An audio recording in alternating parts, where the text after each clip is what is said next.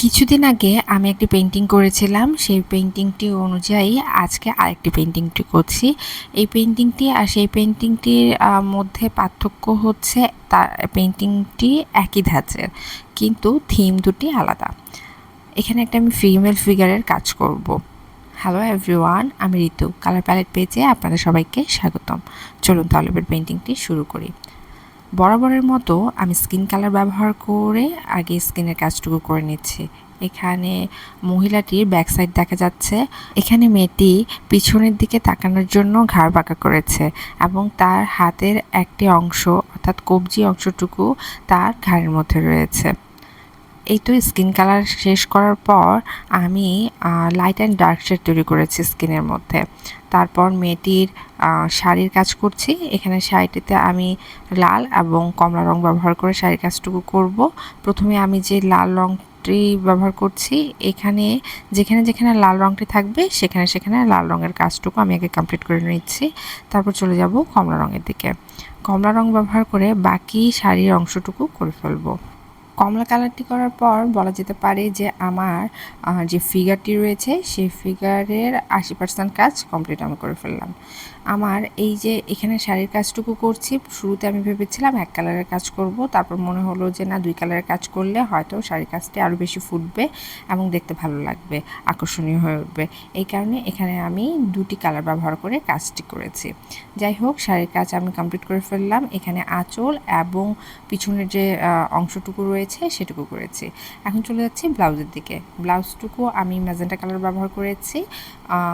Magenta colour ব্যবহার করার পর এখানে কিছু পাইপিং রয়েছে, সেই পাইপিংয়ের কাজ করছি। পাইপিংয়ের কাজটুকু আমি কমলা কালার ব্যবহার করেছি, আর কিছুটা বলা যেতে পারে যে একটু ডিজাইনের মতন রয়েছে, সেই ডিজাইনের অংশটুকুতেও আমি কমলা কালার ব্যবহার করেছি। এখন আমি চলে যাচ্ছি ব্যাকগ্রাউন্ডের দিকে।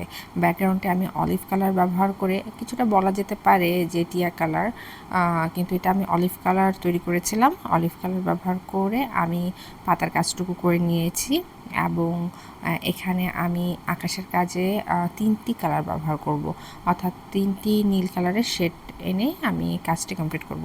প্রথমে আমি ডার্ক নীল দিয়ে প্রথমে আকাশের উপরের অংশটুকু করলাম, তারপরে একটু লাইট নীল কালার ব্যবহার করছি এবং আকাশে দুটি পাখি উঠছে বড় বড়, সেই পাখির কাজটুকু ফাঁকা রেখেই আমি মূলত আকাশের যে কাজটুকু সেটুকু করছি।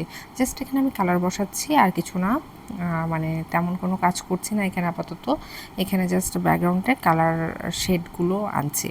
এখানে আমি 3টি কালার ব্যবহার করলাম। প্রথমে ডার্ক নীল, তারপরে একটু লাইট কালার, তারপরে একেবারেই হালকা আকাশি বলা যেতে পারে ব্যবহার করে আমি কাজটুকু করলাম।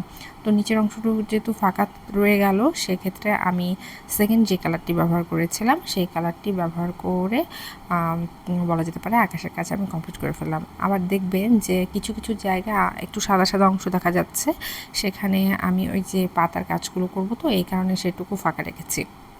এখন চলে যাচ্ছি আমি আমার ব্যাকগ্রাউন্ডের ডিটেলিংয়ের দিকে, অর্থাৎ একটু ডিজাইনের দিকে। এখানে আমি যে সেকেন্ড যে আমি কালারটি ব্যবহার করেছি, সেই সেকেন্ড কালারটুকুতে আমি ডার্ক নীল রং ব্যবহার করছি, এমনভাবে কাজ করেছি মনে হচ্ছে যে বৃষ্টি পড়ছে এরকম।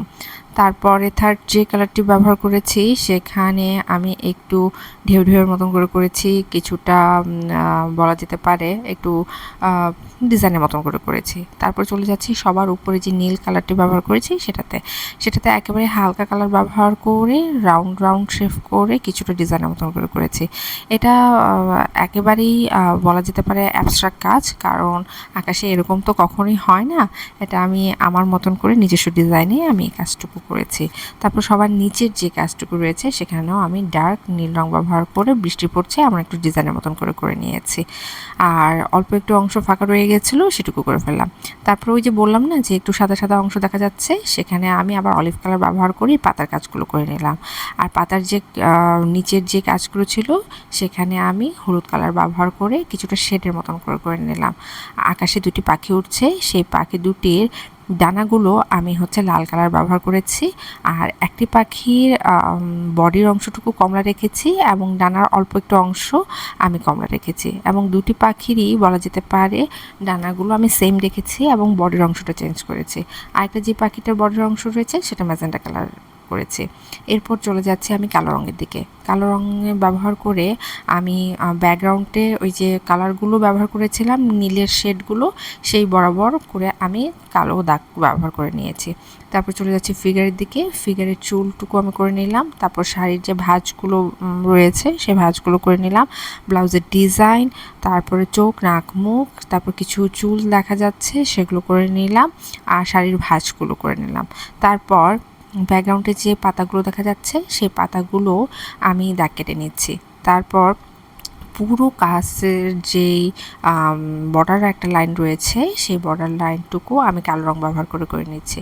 তারপরে যে পাখি রয়েছে পাখিগুলো আমি বর্ডার লাইন করে নিলাম, আর চুলের মধ্যে একটি কমলা কালারের ফিতা বাঁধা রয়েছে সেটুকু আমি করে নিলাম। এরপর শাড়ির যে কমলা অংশগুলো রয়েছে সেই কমলা অংশগুলোতে জেল পেনের সাহায্যে একটু ডিজাইন করে নিলাম। এই তো কাজ আমার শেষ। ভিডিওটি যদি আপনাদের ভালো লেগে থাকে লাইক, কমেন্ট, শেয়ার করতে ভুলবেন না। ধন্যবাদ।